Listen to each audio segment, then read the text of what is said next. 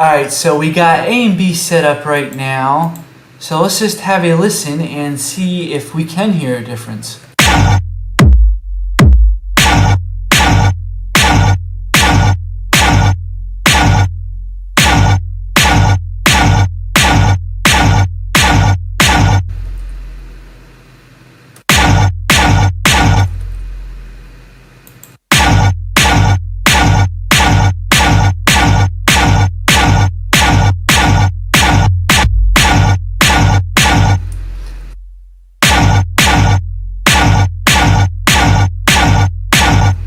Yep, I definitely do hear a difference. So we're just gonna...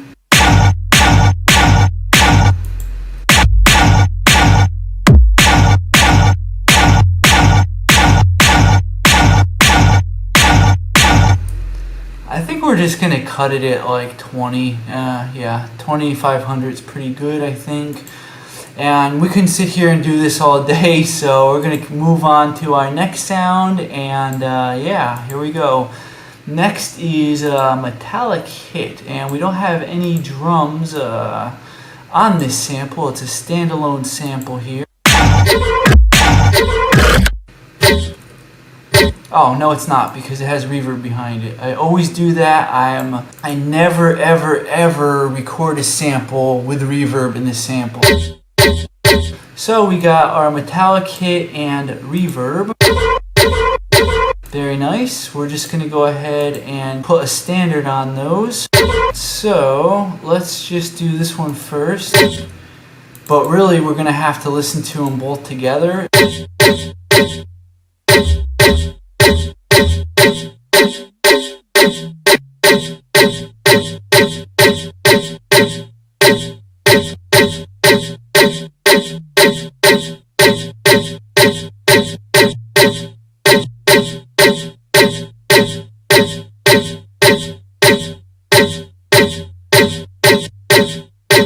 We're going to go exactly at 100 here.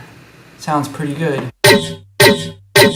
And now in this case, in the high end, we have a little bit of...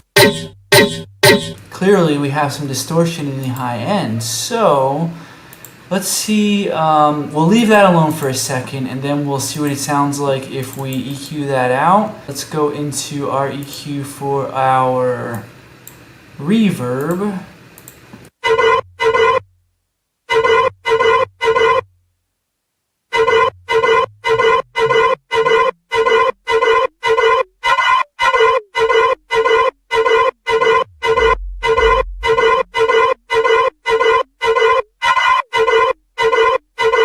So reverb, it seems like we can get it all the way up to 300.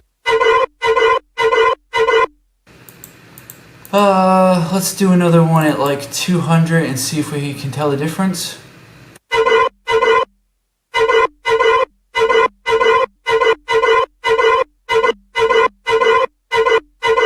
We are definitely good at 300, and let's see with the high end.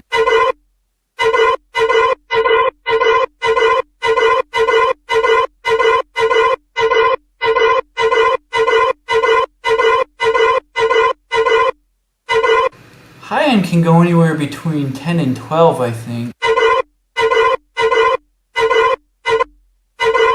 Let's just stick that on 12 right now, and let's go back to this high end real quick, and then put them together.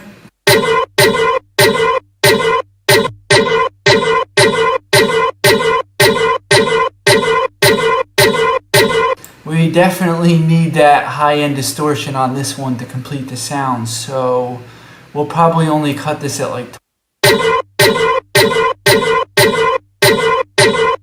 Yep, we're not even going to mess with it at all. Let's just leave it at 20,000. And we're good to go with this sound.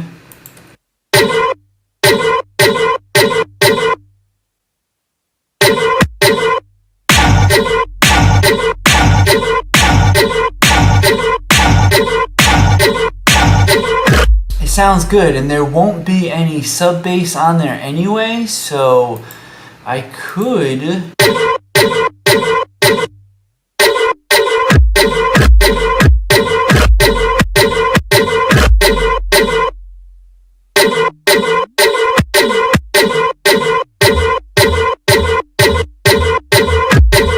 set it at 100, and then we'll do 45. And if there's no sound difference, then there's no point in not cutting it. No, I don't think it makes too much of a difference. Let's see.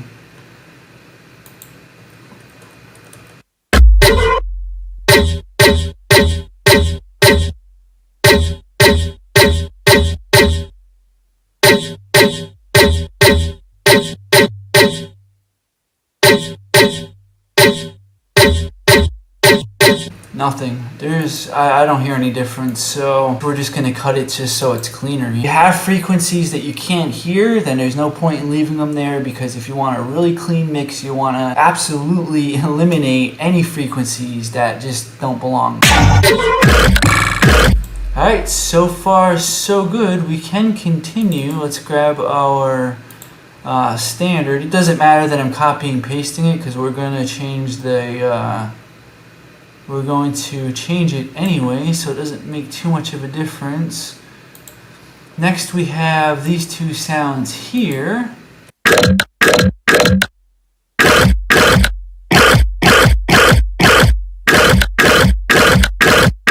Something that I usually do is at the end of the crunchy sound, there'll usually be a little bit more crunch, and I'll leave that all the way to the end. As you can see here, it plays out all the way to the end. As to where this sound that's underneath it, the initial rhythm sound, the clean one, cuts off. It leaves room at the end for that last bit of crunchy sound.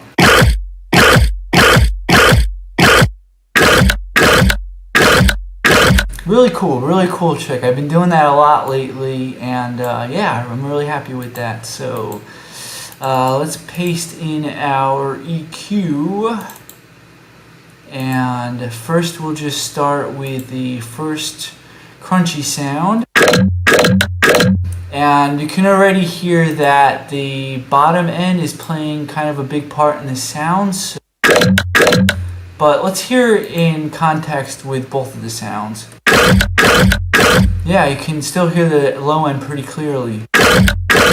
So with something like this, we're not going to cut out a lot of low end. See, yeah, you cut it out only at 130 and it's already gone.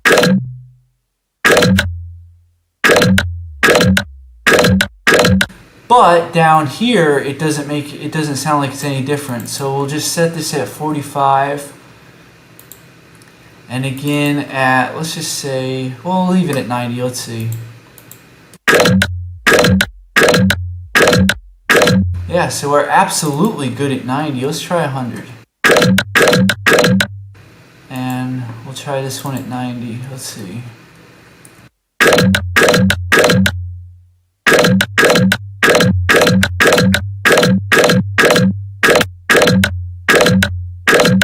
I hear a slight difference actually, so we are going to leave it at 90, I think is the sweet spot.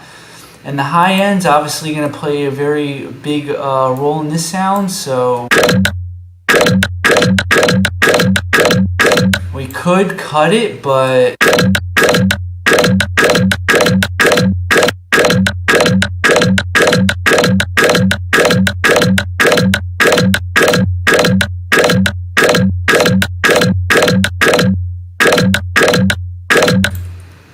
let's go at 15, because I can't really. Let's see here. Let's do 15, and that's still alright. Oh, this should be at 90. Let's see here.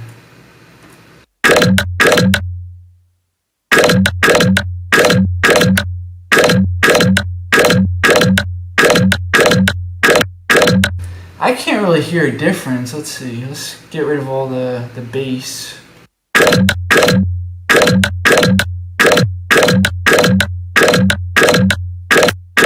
Hear a slight difference. Let's go to 18. Whoops, I meant 18,000.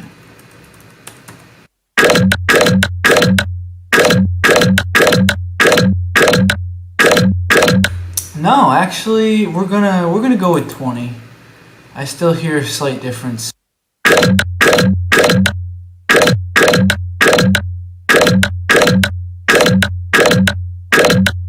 Now I know what you're thinking. This is a dubstep song. We want it to be a lot of high end in the drop. We want it to have lots of energy. What am I doing? Why would I cut high end out of a dubstep drop? That's crazy. But the way I figured is a lot of high end is going to be very harsh on the ears. And like I already said, if you have frequencies in there that you can't even hear, it all adds up. And I think it's just going to clutter up the mix, and all that extra high end that you can't even hear is probably just going to end up tiring out people's ears anyway. I mean, clearly I took out high end in this sound that didn't belong there, and yet there's plenty of high end still left in that sound. Let's go ahead and do the same for this sound.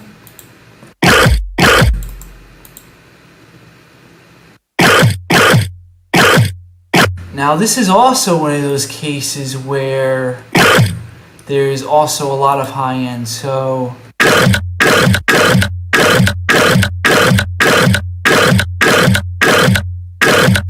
I actually don't think there's going to be too much EQing in this sound. Let's see here.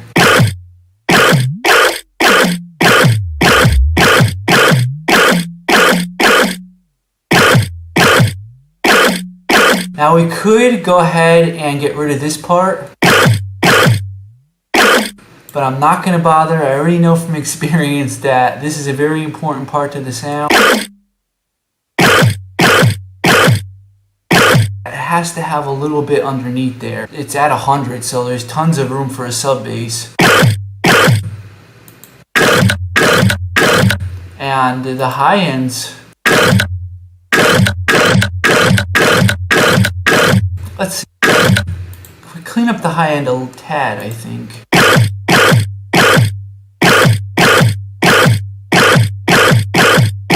I'm going to start going a little bit faster, or else it's going to be a 20-30 hour video, so I definitely think we're good at 15 there. So let's hear both of them together. There we go, that's how you do it.